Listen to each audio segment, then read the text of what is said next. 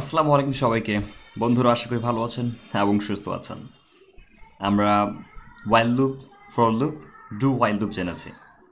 আরও দুইটা special loop আছে যেগুলো আমার প্রয়োজন হবে যখন আমি অ্যারে এবং অবজেক্ট নিয়ে স্পেশালি কাজ করতে যাব। তো একটা জিনিস দেখুন, আমি যদি এখানে একটা অ্যারে তৈরি করি, লেটসে ভ্যারিয়েবল, আমি ধরুন একটা অ্যারে নিচ্ছি নেমস, হ্যাঁ, নেমস, অ্যান্ড আমি এখানে এটার মধ্যে কন্টেন্ট অ্যাসাইন করছি নাসিম। তারপর আমি আবার এখানে নিচ্ছি কমা দিয়ে রফিক, কমা দিয়ে শফিক, তারপর কমা দিয়ে রুদ্র, কমা দিয়ে রহমত। ওকে, এবার আমি এগুলোকে যদি ওয়াইল লুপ দিয়ে অ্যাক্সেস করতে চাই তাহলে আমাকে যেটা করতে হয়, ভ্যারিয়েবল নেমস লেন্থটাকে বের করে নিতে হয়, নেমস লেন্থ, এবং কনসোল লগ আমরা এটাকে করলে আমরা কি পাই, কয়টা এখানে অ্যাকচুয়ালি কন্টেন্ট আছে, 5টা। ওকে, এবার আমি এতে লুপ চালাতে পারি। সো আমি এর মান পাইলাম 5। এবার ওয়াইল লুপ দিয়ে এগুলো কীভাবে ডিসপ্লে করা যায়, ওয়াইল ওয়াইল এই যে এখানে সাপোজ আমি ধরুন যে এখানে কি করতে চাচ্ছি, প্রথমত আমি একটা কি লাগবে, আমার কাউন্টার লাগবে। সো ভ্যারিয়েবল কাউন্টার, কাউন্টার হচ্ছে 0 থেকে কাউন্ট করব। ওকে, সো ওয়াইল কাউন্টার কত থেকে ছোট, অবশ্যই 5 থেকে ছোট, রাইট? ওকে, এটা থেকে ছোট হলো, দেন আমি কাউন্ট করব কোনটা, names, console log names equal to counter, and হচ্ছে কাউন্টার আমি ডান দিকে ইউজ করতে পারি, প্রবলেম নেই। ডান বাম যে কোনো এক জায়গায় ইউজ করতে পারেন, যেহেতু এটার মান হচ্ছে 1, বাম ইউজ করলে হবে, সমস্যা নেই। যখন আপনি দেখবেন যে এখানে অ্যাকচুয়ালি 0 আছে, তখন অ্যাকচুয়ালি ছোটো মানটাকে আমরা যোগ করার সময় বাম দিকে ছোটো মানটাকে দিয়ে থাকি। সো এই জন্য আমি এখানে ইউজ করতে বেটার লাইক করি, ঠিক আছে? যখন আপনি দেখবেন এটার মান তো অবশ্যই 1, তাহলে এখন কি 0 আগে থাকবে নাকি 1 আগে থাকবে, কোনটা আগে থাকবে? তো অবশ্যই এটা এ পাশে থাকবে। কেন? 0 আগে থাকবে, ছোট মানটা আমরা আগে লিখি যোগ করার সময়, সেটা এই পাশে দিলাম। এবার কি আসবে এখানে, আমরা দেখতে পাচ্ছি নামগুলো পেয়েছি, রাইট? তো এই যে নামগুলো পাওয়ার জন্য একটা অ্যারে থেকে এত কাহিনী করতে হলো, কিন্তু আপনি কি জানেন যে এটার জন্য একটা আলাদা লুপ আছে, খুব ইজিলি করা যায়? চলুন সেটা দেখা যাক। দেখুন, আমি এটার নাম থেকে কি চাচ্ছি, এই অ্যারেটা থেকে এই নামগুলো চাচ্ছি। সিম্পল, আমি এখন এখানে যেটা করব, ফর, খুব সিম্পল কি দেখুন, লেট নেম, হ্যাঁ, অফ নেমস। এবার কি হবে,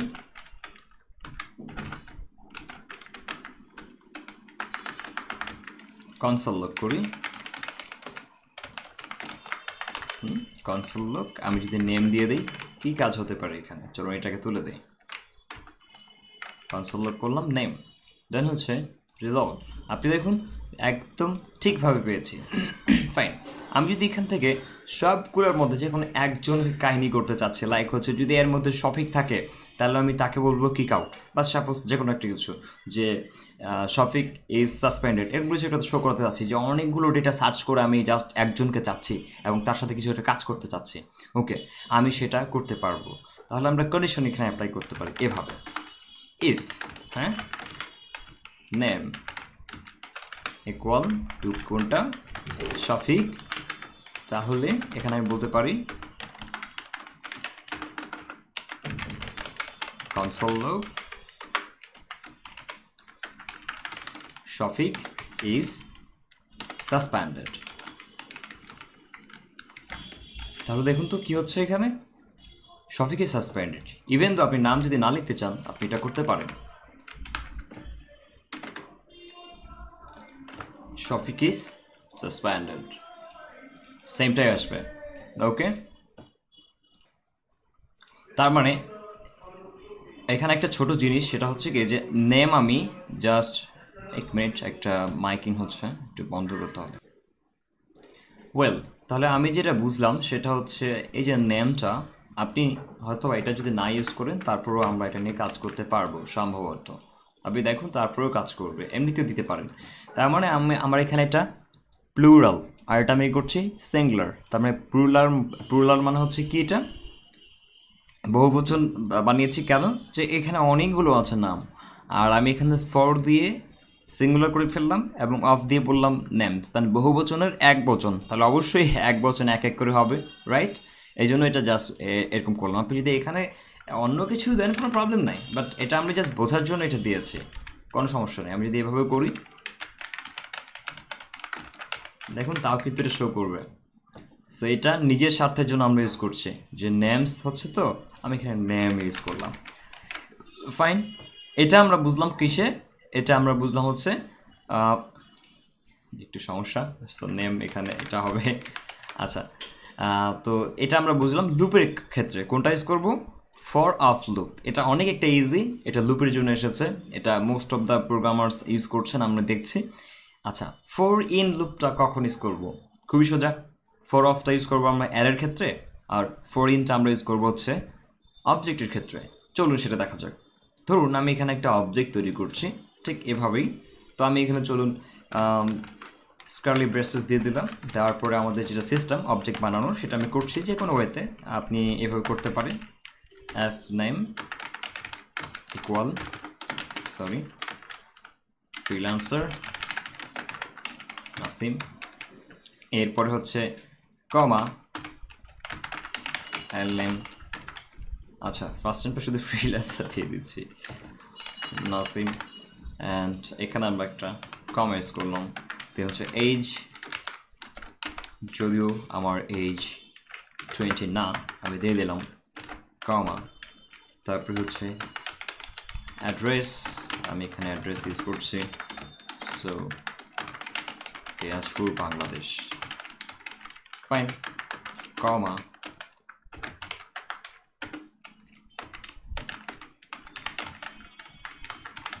ম্যারিটাল স্ট্যাটাস, বিয়ে হয়েছে কি না, আমি স্টিল আনম্যারিড, ওকে, সো সিঙ্গেল, ওকে। আচ্ছা, এটাকে আমরা অ্যাক্সেস করবো কীভাবে, খুব সিম্পল। এখানে আমরা জাস্ট, আচ্ছা আমি যদি এইভাবে ইউজ করি এটাকে কাজ করবে, দ্যাটস ইট। চলুন, দেখেছেন কি বলছে, name is not iterable, it means আমরা এখানে অবশ্যই ইন ইউজটা করবো, ইন ইউজ করলাম। এখন কি মনে হচ্ছে এটা কাজ করবে, কি এসেছে, আমরা এটা দিয়ে কী পাচ্ছি, আমরা কিগুলো পাচ্ছি, তার মানে ইন ইউজ করলে আমরা কিগুলো পাবো। এখন তাহলে কি থেকে আমি এগুলো কেমন করে বের করবো, খুব সিম্পল,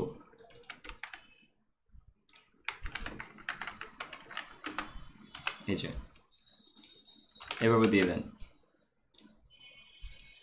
আসছে।